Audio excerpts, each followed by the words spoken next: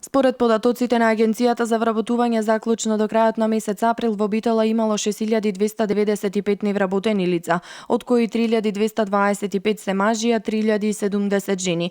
Најголема понуда на пазарот на трудот има за општи работници, автомеханичари, машински и економски техничари, правници, учители и полјоделци. Според огласите за вработување во Битолско има 333 слободни работни места.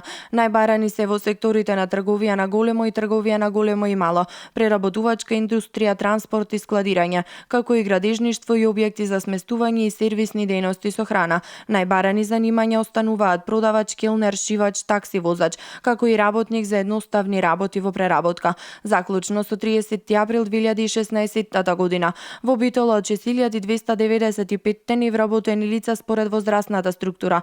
Од 15 до 19 години има 80 невработени, од 20 до 29 1349, од 30 до 39 1319, од 40 до 49 години 1163 лица и 2384 невработени лица кои имаат повеќе од 50 години. Според степенот на образование во рамки на априлската евиденција во Битола запишани 1151 лица со високо образование и 72 магистри.